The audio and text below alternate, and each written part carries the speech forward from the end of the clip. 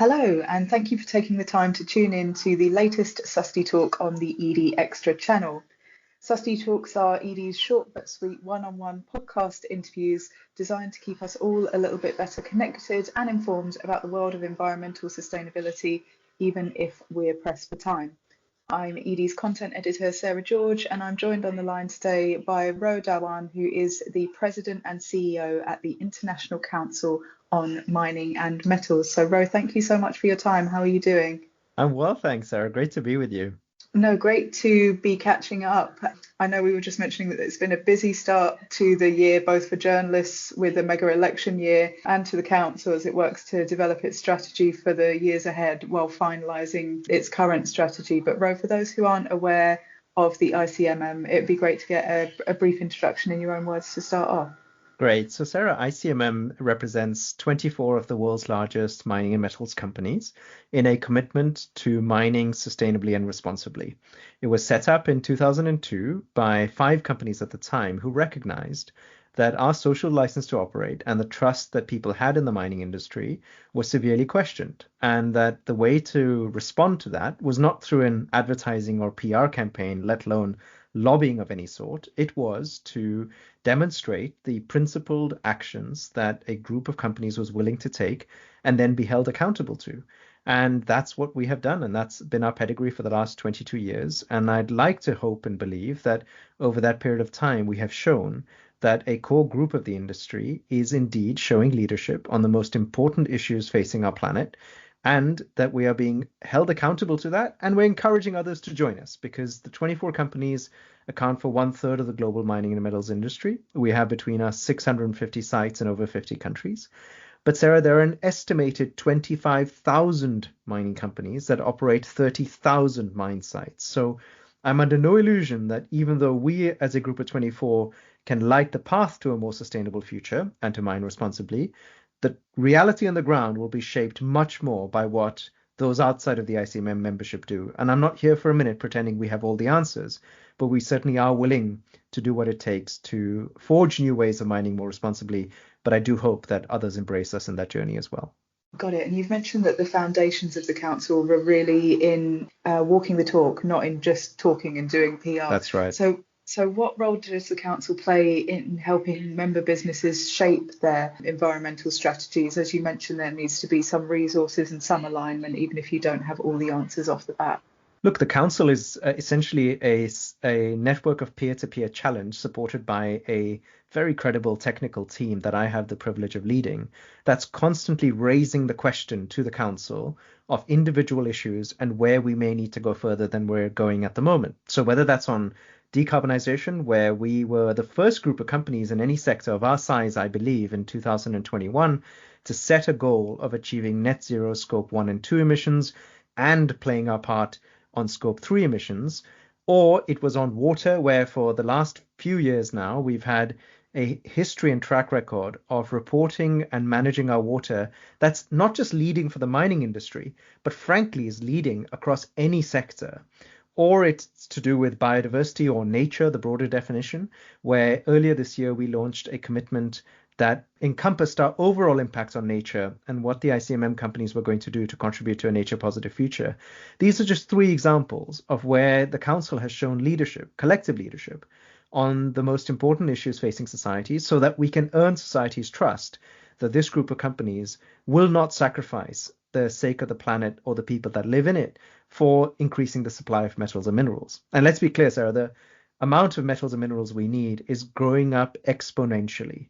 The range is from between, doubling copper production, which doesn't sound like a lot, but it's a huge amount because we produce around 21 million tons of copper a year.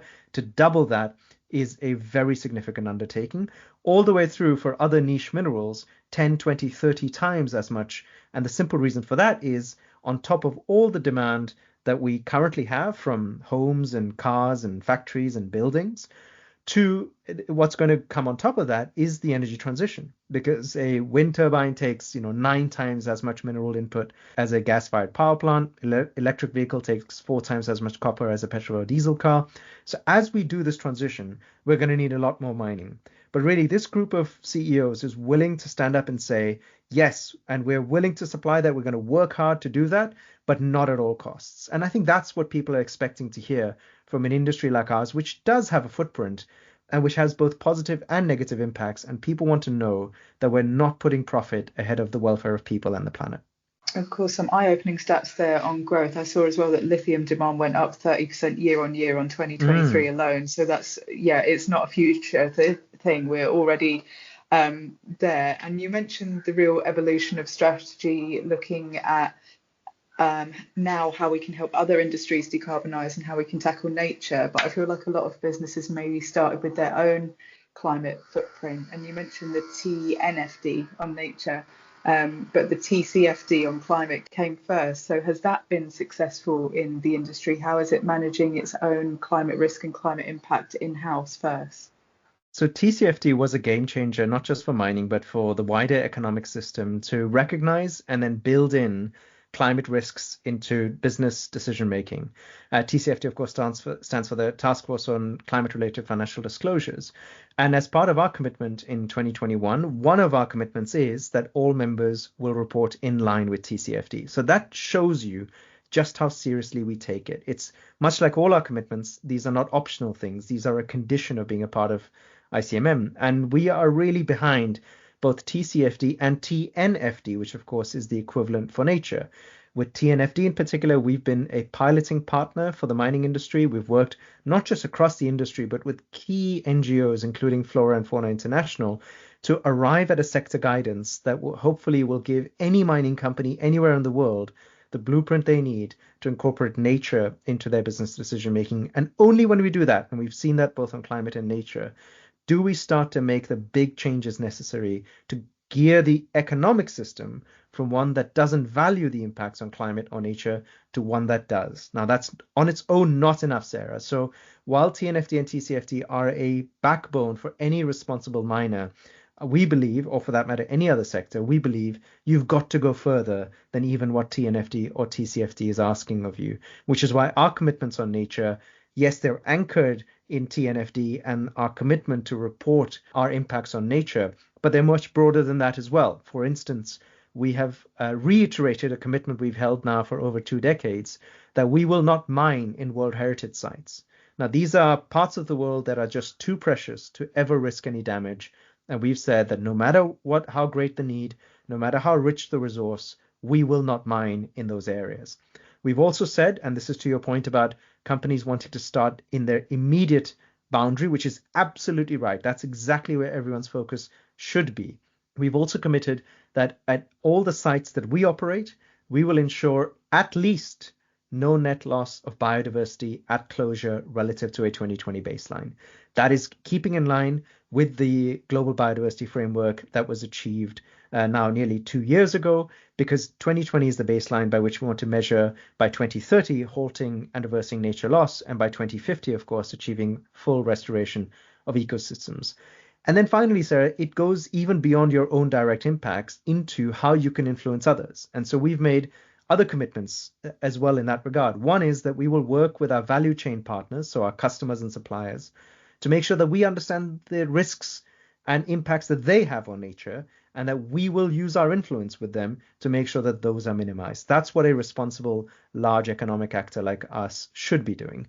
In addition, we've also said that we will work with other businesses in our landscapes. So if we're operating in a particular biome or a municipality, then there will be farmers, and then there will be farmers. And there are those that we can work with who will contribute to creating a more nature positive future by working with us, looking at ways we can share land and resources.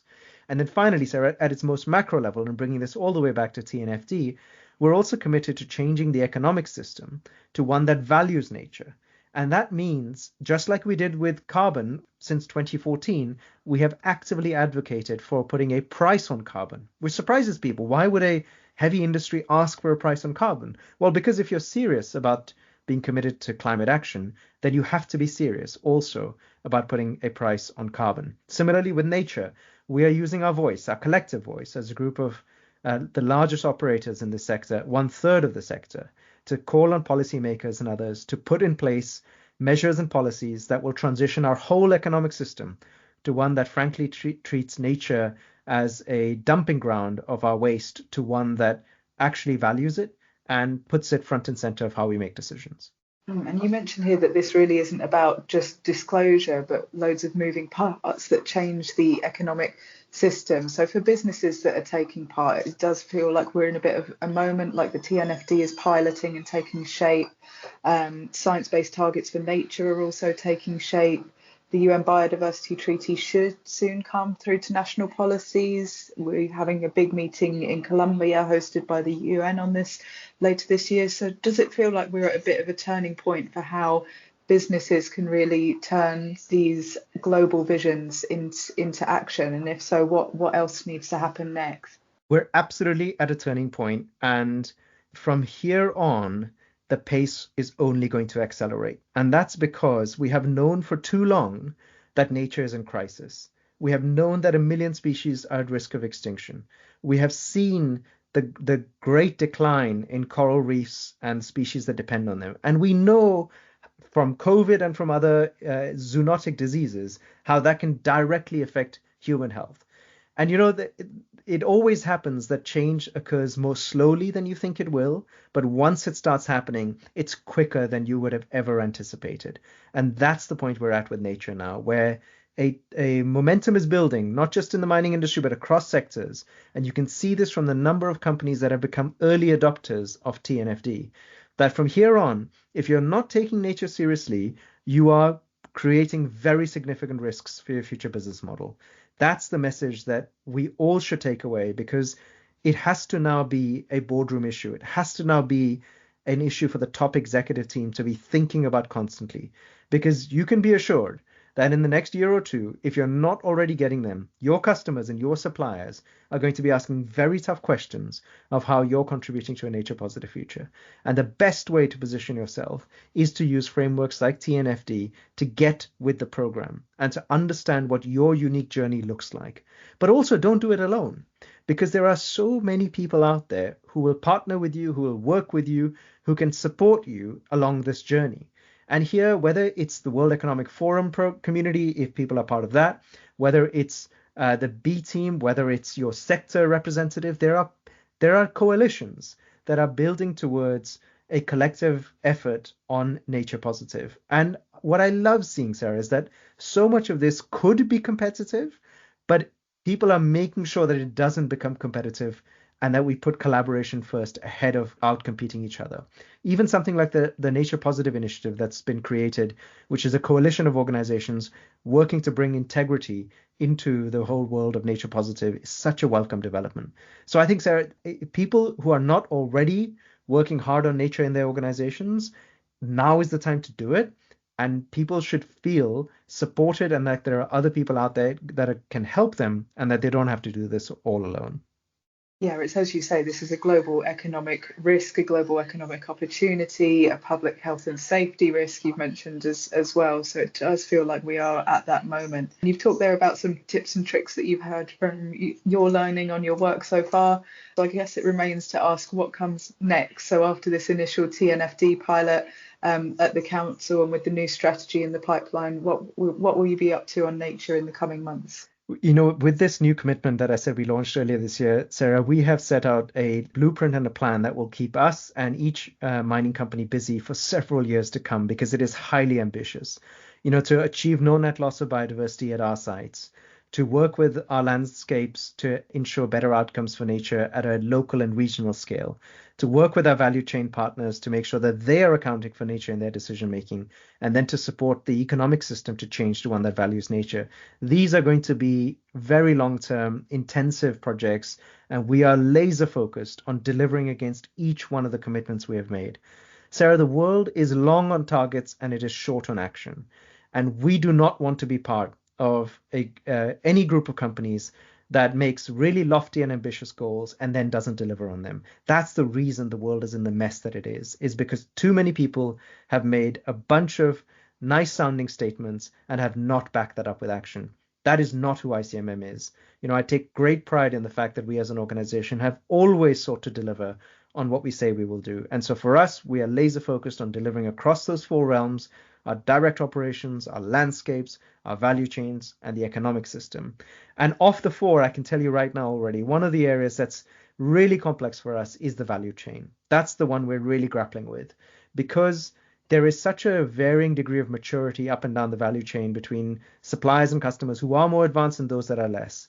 And walking that journey with them, supporting them, but also challenging them, it's a tough task, but it's one that we're really committed to doing, because that's when you can have systemic change. And the final thing, Sarah, that I'm focused on nature, and I will do this till I'm blue in the face, is to go and tell every policymaker that they should be incorporating a number of the aspects of our nature position statement into national law. As I said earlier, it's all well and good if the 24 companies that belong to ICMM deliver on these commitments. That will make a real difference, and that's what we're committed to doing. But at the end of the day, whether nature thrives or whether it continues to deteriorate will be a function not just of what these 24 companies do. It'll be a function of what the thousands of companies that are not compelled to take these steps will do. And that is a place that governments have to lead. They have to turn some of this international law and make it regulation. For example, as I said, for 2 decades, we have said that we won't mine in World Heritage Sites. It today remains legal to operate in World Heritage Sites, not just for mining, but for other sectors too. And I run around trying to tell anybody who'll listen to me that they should change that, and that governments should make it illegal to have such operations in World Heritage Sites. That's the only way to really protect them. And that's just a sign of other ways in which we will continue to ask governments to take proactive action to incorporate a number of our elements from the nature position statement into national law. Yeah, so lots of work ahead there. I look forward to checking in with you soon, Ro, on whether the governments have delivered on those actions and how your action is taking shape. But that's all the time we have for this episode. So thank you so much for your time and your insights and sharing that with us on Susty Talk. Thanks for having me, Sarah.